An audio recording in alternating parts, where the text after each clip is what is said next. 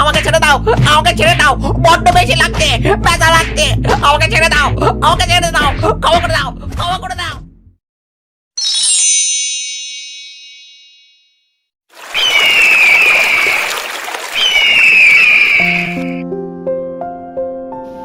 আমার ডিমগুলো তো অনেক দিন হয়ে গেল।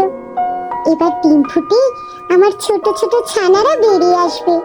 তাদেরকে আমি শাসন করব, ভালোবাসবো। আজকে আমার খুব খুশি লাগছে। এবার কিছু কিছু করে খাবার সঞ্চয় করি। যখন ছানাগুলো বেরিয়ে আসবে তখন কিছু খাওয়াতে তো পারবো। যাই, বাইরের দিকে যাই। হাঁস ঘর থেকে বেরোতেই যাবে, সেই সময় বৃষ্টি চলে আসে। তাই জন্য হাঁস আবার ঘরে ফিরে আসে। যা বাবা, এই বিনা মেঘে বৃষ্টি কিভাবে হচ্ছে? এই তো দেখলাম আকাশ ঝলমল করছিল, এর মধ্যে বৃষ্টি নেমে গেল। আমি পরে খাবার সঞ্চয় করতে যাব। এখন যাই, ডিমগুলোর উপর বসি। যদি বেশি তা দিলে তাড়াতাড়ি বাচ্চাগুলো বেরিয়ে আসে। আমি তো ভেবেই খুব খুশি। এই বলে হাঁস তার ডিমগুলোকে আঁকড়ে ধরে বসে থাকে এবং অত্যধিক আনন্দে নিজের মনের কথাবার্তা বলতে থাকে। তোদের আমি অনেক ভালোবাসবো। তোরা তাড়াতাড়ি ডিম থেকে বেরিয়ে আয়। তোদের একজনের নাম রাখবো গুড্ডু, আরেকজনের নাম রাখবো পিঙ্কি। খুব সুন্দর নাম, তাই না? তোদের মা নাম রেখেছে, ভালো তো হবে। ধুর, তখন থেকে ঘুরেই যাচ্ছি, একটা শিকার পর্যন্ত পেলাম না। বর্ষায় সব ঘরের মধ্যে ঘুমিয়ে পড়েছে নাকি, আর আমি একাই খালি এভাবে ঘুরছি নাকি? মনে হচ্ছে আজকে আর কিছু জুটবে না। যাই, বাড়ির দিকে যাই। এই রে, আমি তো শিয়ালের সামনে চলে এসেছি। এবার আমি কি করে বাঁচবো? দেখে তো মনে হচ্ছে খুবই ক্ষুধার্ত। আজকে আর আমার নিস্তার নেই গো। অনেক খোঁজাখুঁজির পর একটা পেয়েছি, আর ছাড়া যাবে না। এই মুরগি, পালাতে গেলে কিন্তু এমনি মরবি।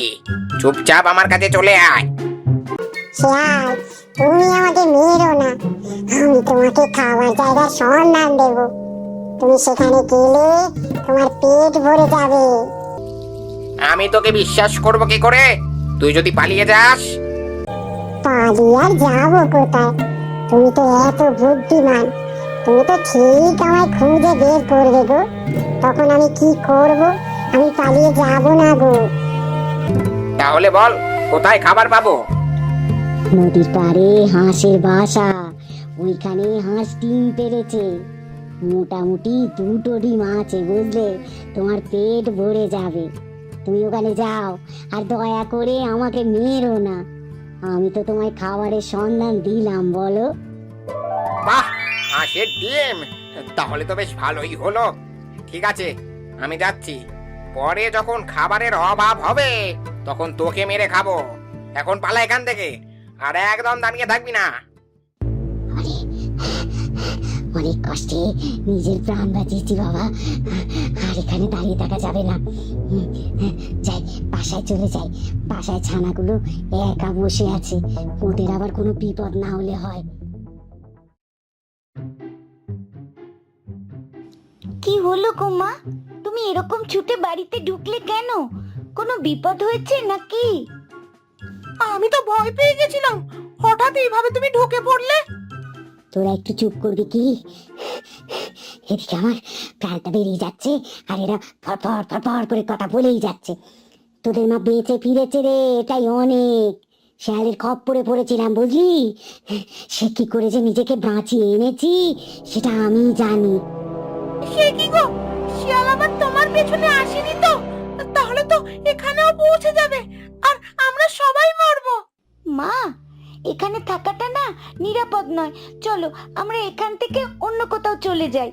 আমি কোথাও যাচ্ছি না, আর তোদেরকেও কোথাও যেতে হবে না। শেয়াল এদিকে আসবে না, খালি তোরা ঘর থেকে বেরোবি না, তাহলেই হবে। কিন্তু মা, শিয়ালের খিদে পেলে তো, শিয়াল খুঁজে পেলেই তো আমাদের খেয়ে ফেলবে, বলো। আরে মাথা মোটা, ওই জন্যই তো মা বলছে বাড়ি থেকে বেরোবি না।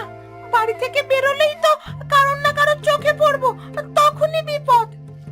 এই তো আমার গুল্লু ঠিক বুঝতে পেরে গেছে। এই কদিন আমি খুব সাবধানে তোদের জন্য খাবার এনে দেব। বাইরে বেরোবি না, বিপদ হবে বুঝলি? আর যখন আমি নিয়ে যাব তখনই যাবি।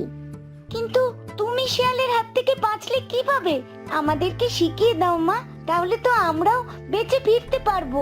আমায় যখন মারতে এসেছিল আমি হাঁসের বাসার সন্ধান দিয়ে দিয়েছি। এখানে গেলে শিয়াল ডিম খেতে পাবে, তাই জন্য আর আমাকে মারেনি বুঝলি? মা, এটা তুমি ঠিক করনি। এবার যে হাঁসের ডিমগুলো নষ্ট হয়ে যাবে, ওই বদমাইশ শিকারী শিয়াল খেয়ে ফেলবে। যার যাবে যাক, আমরা বাঁচলেই হলো। নিজে বাঁচলে বাপের নাম।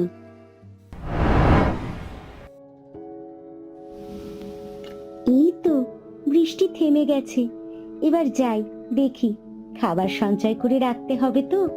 আমার ছোট ছোট বাচ্চাগুলো না হলে খাবে কি? যাই, বাইরের দিকে যাই।